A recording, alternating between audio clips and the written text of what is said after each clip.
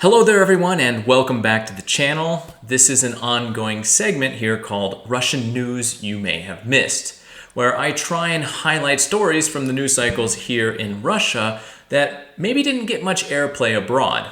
The last time I did this was a month or so ago, and after Prigozhin's wild ride last Saturday, I'm going to ignore any stories from before the 25th of June so that we can focus on what has occurred since then. I apologize if this bounces around a bit. I put it together as coherently as I could manage, but there's a lot of information.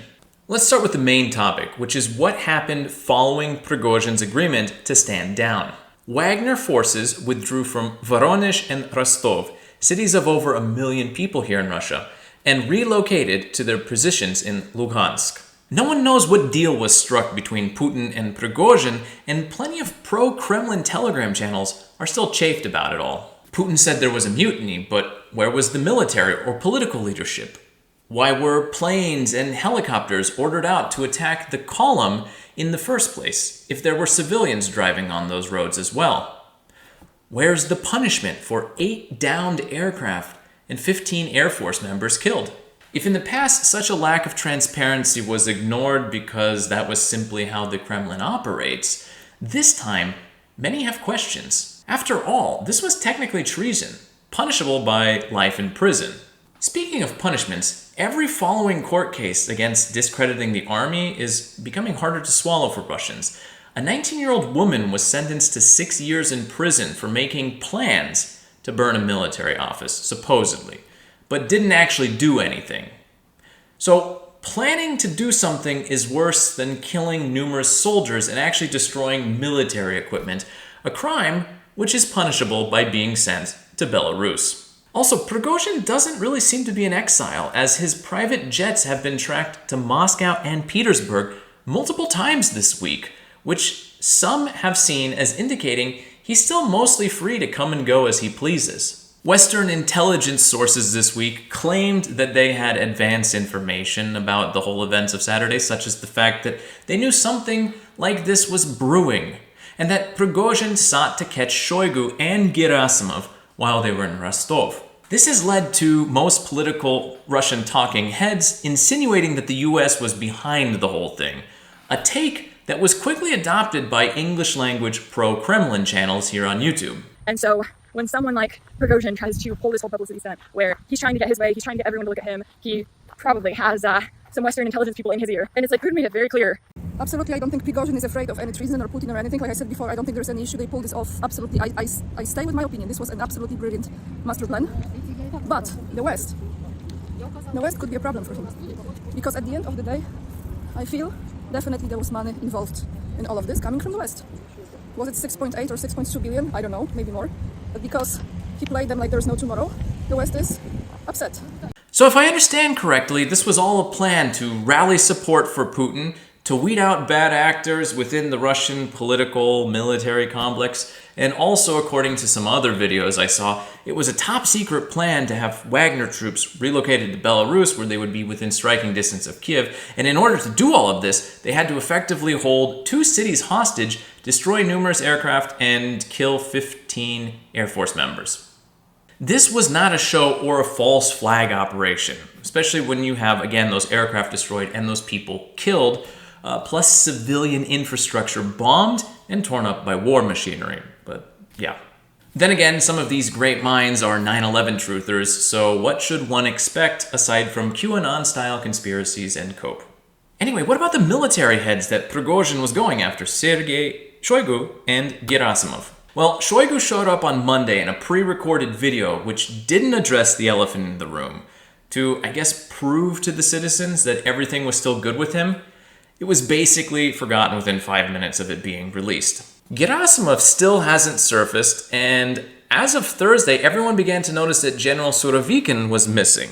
Due to his ties to Prigozhin, many are theorizing that he is currently in the custody of some government agency for either being in on the mutiny or because he knew something about it and did nothing to prevent it. But in the wake of last weekend, the real question is, what has Putin been up to? Well, he started the week by giving a speech in which he thanked the citizens for their support, solidarity, and patriotism, which helped demonstrate that any blackmail or attempt to create internal strife is doomed to fail. Putin then stated that there was clear support from public organizations, religious confessions, and leading political parties. Personally speaking, I don't know exactly what he's talking about, as all day Saturday, when everything was taking place, I didn't see any cries to rally around the president, but I'm sure that people will just explain that away as me not following the right channels or walking in the right neighborhoods. Nor did I see anyone voicing their support for Putin or shouting out against Prigozhin or banding together on Saturday. Nothing of that type. Nope. Everyone was either keeping a low profile at home or going about their business as usual. I'm not trying to say one way or another whether or not there was support or there wasn't support. I'm just saying I didn't see anything that confirms it nor denies those things. Then again, going out in public with any type of sign, even one in support of the Kremlin, is a good way to be detained within seconds on a day when the threat of a military coup is non-existent, let alone when a massive column of military machinery and soldiers was on its way to the capital. Plus, in the days since, I haven't seen much in the way of super patriotic material on Telegram or VK or even YouTube, which would surely make itself seen despite any algorithm shenanigans, especially on VK. But I digress. Back to the speech. The speech managed to mention neo-Nazis in Kiev and their Western handlers, how they were rubbing their hands in anticipation, like they were some salivating wolf from an early Disney cartoon. Phrases which almost feel mandatory in any of his public statements these days. There was lots of talk about betraying the country and fratricide, how most Wagner soldiers were truly heroes that had proven themselves on the battlefields in Donbass, and that they had been used like pawns in some twisted game. Nevertheless, all the traitors were given a free pass to Belarus, and the Wagner PMC was not disbanded. At the end of the speech, Putin made sure to thank the president of Belarus, Lukashenko, for the role he played in helping to peacefully find a solution to the situation. Honestly, it was a pretty average speech for Vladimir Putin, which is neither good nor bad, but it was just very strange when it was announced that the speech was going to air like 10 minutes before it did. People were clearly expecting something a little more definitive, for Putin to take a clear stance and address some of the issues which led to the events of June 24th. Instead, they got a speech devoid of any details, one which did nothing to clear up the general confusion left in the wake of Prigozhin's actions. Now, Lukashenko gave his own speech the following day, on Tuesday. He talked about how he had called Prigozhin and told him that Putin would not talk to the head of Wagner over the phone due to the circumstances, a line which leaves one to wonder how the Russian president would react in similarly tense situations. With other world leaders, would he just refuse to take the call because he was upset or worried? It's kind of a weird thing. Now, let's go through a few of the quotes from Lukashenko's speech. Я говорю, на полпути тебя просто как клопа раздавят. Well, this clearly didn't happen because they made it within 200 kilometers of Moscow. Разговаривая во второй или третий раз, я его предупредил. Я уже вижу, что он готов отступиться, но я его предупреждаю, Евгений, никакого кровопролития. Как только ты нарочно-ненарочно убьешь хоть одного человека, особенно гражданского, все, никаких с тобой переговоров не будет, и я с тобой разговаривать не буду. Он мне поклялся. Сейчас ебанет, бля, сейчас грохот будет везде.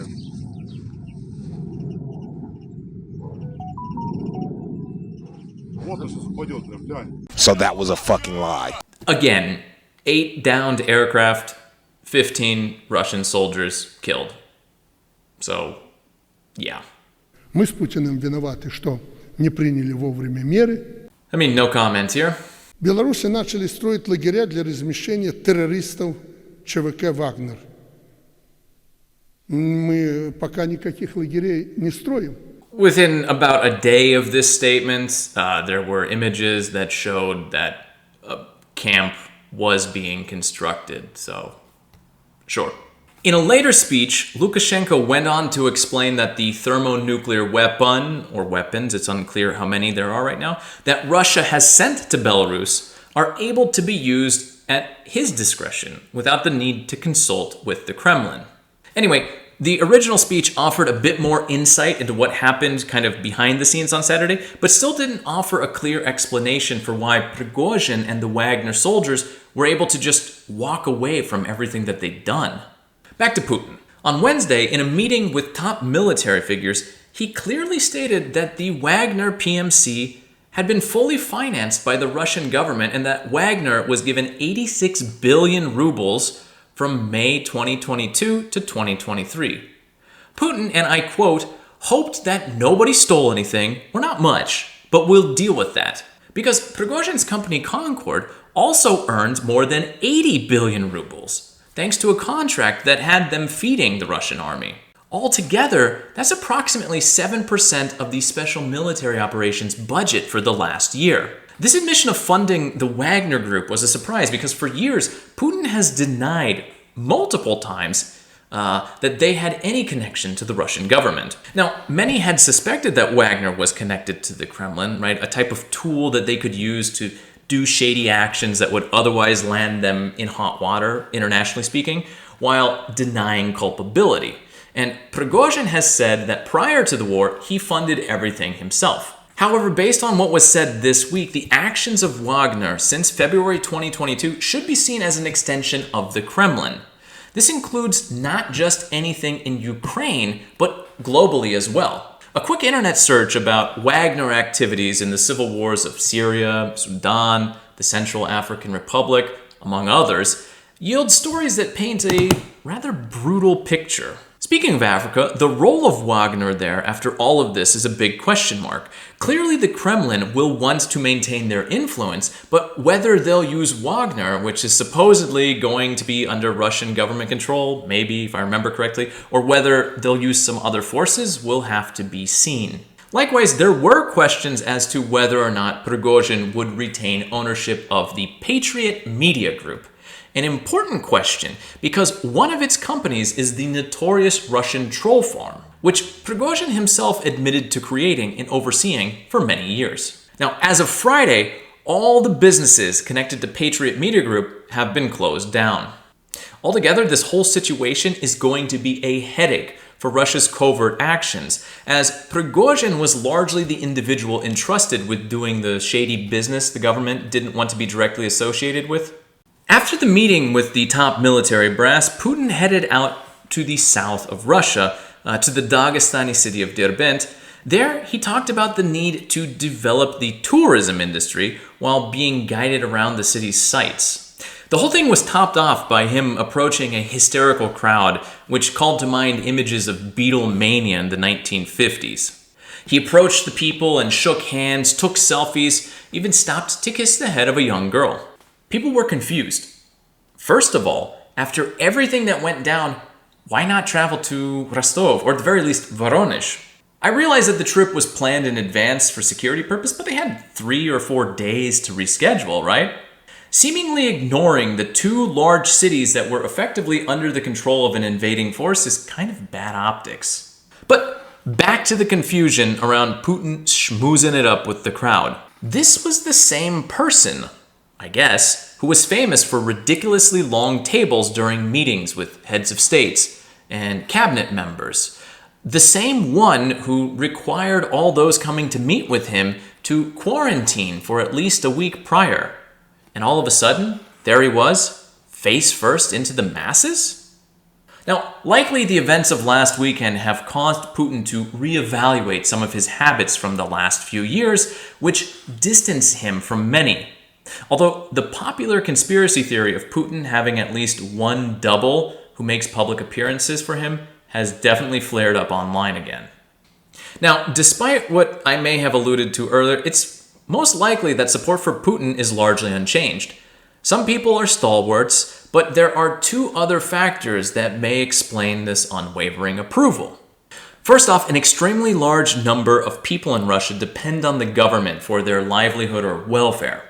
Prior to the special military operation, about 42% of the entire population received their income from the government. With the thousands of soldiers now receiving pay as well, that number may be closer to 45% or even more. By and large, their support for the government is unfailing as long as the checks arrive on time. However, that high percentage of the population which relies on the government for money cuts both ways. As if things had taken a different course Saturday evening, they would likely have been indifferent to any changes as long as the checks kept coming through. The other reason is that if citizens weren't clued into the events of the 24th via Telegram or various websites, they might not have even heard about it. This is thanks to the state-funded news channels largely avoiding any coverage of it.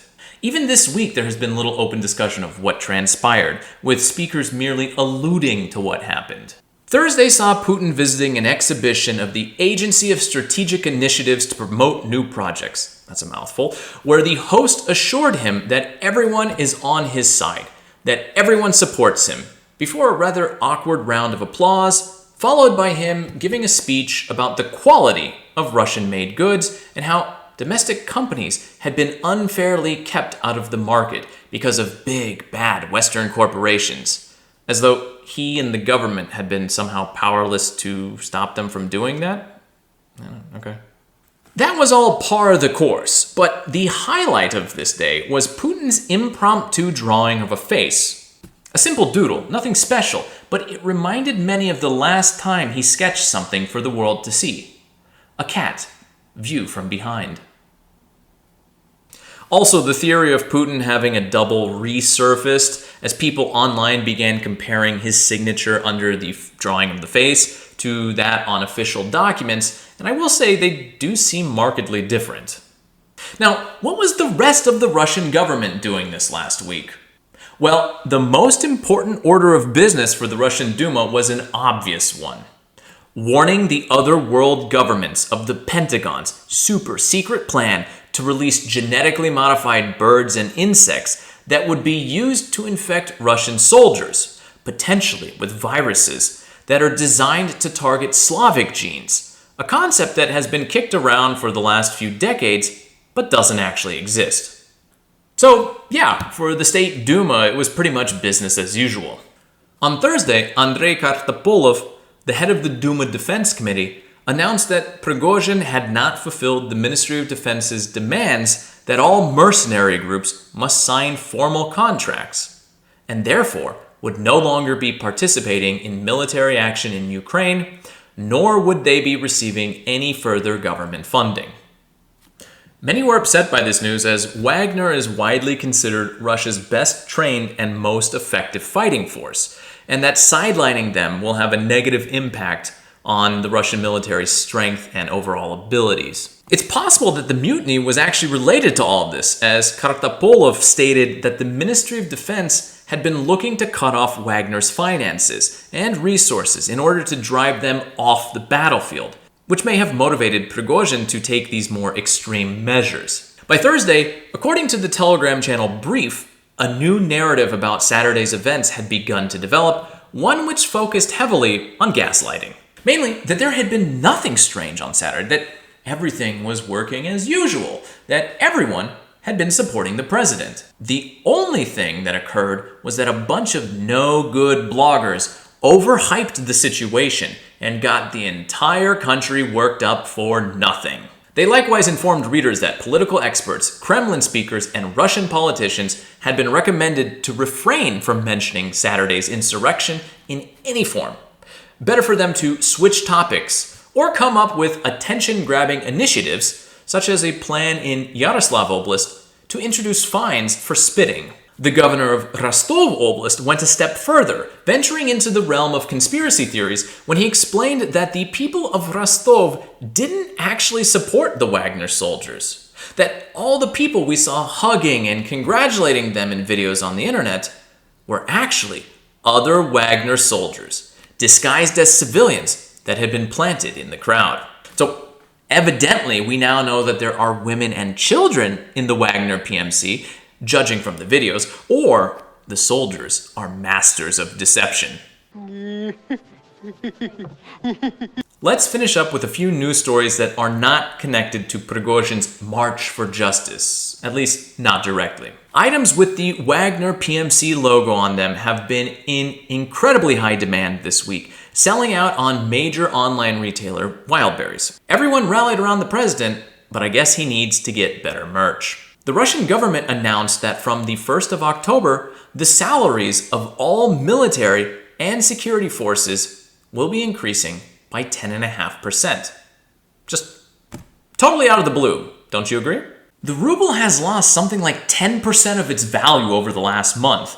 The reasons for this are unclear, but there are two competing explanations. The first is that due to worries in the country, individuals and businesses are converting rubles to a more reliable currency, dollars, one which they can easily transfer out of the country in the case of further unrest. The second is that for every additional ruble's worth of devaluation in the ruble to dollar exchange rate, the Russian budget receives 150 billion rubles. Since December, it has slipped from 61 rubles to the dollar to 87 rubles to the dollar, 25 steps, shall we say, which means that the budget has gained nearly 4 trillion rubles more, which might be seen as a stopgap measure when the annual budget is currently running at a colossal deficit due to massive expenditure increases. Finally, some local news, at least for me. On Wednesday, the Moscow city government passed a law allowing them to undertake large-scale construction projects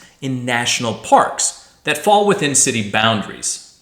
As of now, this only affects one park, Losiny Ostrov, though there are questions about other green areas that might be threatened. While the law is ostensibly designed to allow for the development of park infrastructure and expanding accessibility, both good things, I was recently in Losiny Ostrov and I saw how a massive swath of old-growth forest had been leveled to make way for an asphalted corridor nearly 30 meters wide. Suffice it to say, I doubt the new law will not be abused, unfortunately.